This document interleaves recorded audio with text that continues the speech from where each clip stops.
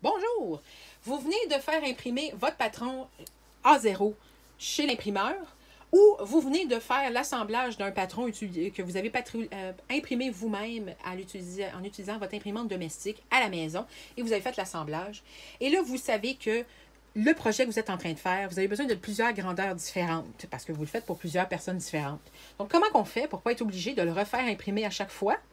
Eh bien, il faut copier le patron sur un autre matériel qui, lui, est pas cher et facile à copier. Donc, quels sont les exemples de matériel que vous pouvez utiliser et comment on fait ça? Alors, j'ai ici un des exemples, c'est du papier parchemin, je veux dire.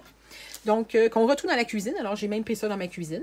Alors, comme vous pouvez voir, parce que peu importe le matériel que vous utilisez, vous devez toujours avoir les mêmes caractéristiques. C'est surtout quelque chose qui se voit bien au travers pour qu'on n'ait aucune difficulté à tracer. Quelque chose qui ne s'étire pas si on tire dessus. Quelque chose qui ne déchire pas facilement.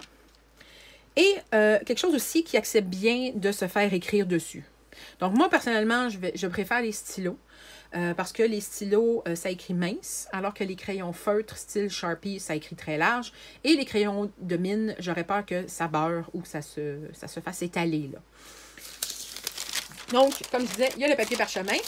Chez Fabricville, il y a un papier blanc vendu en rouleau qui offre une marque à toutes les pouces. Pas mon choix numéro 1, je vais avouer.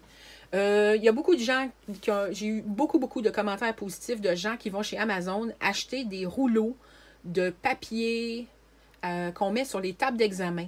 Donc, le bon vieux papier blanc qu'on retrouve toujours sur la surface de la table, là, il paraît que ça fait très bien le travail. Donc, si vous avez l'habitude de l'utiliser, gênez-vous pas pour le dire dans les commentaires.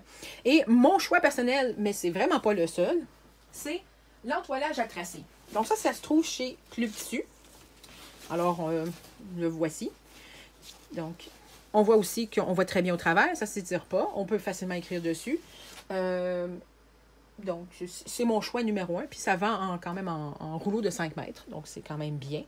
Alors, c'est ça. Mais peu importe ce que vous utilisez, il faut vraiment juste s'assurer que le matériel que vous utilisez est, comme je disais, facilement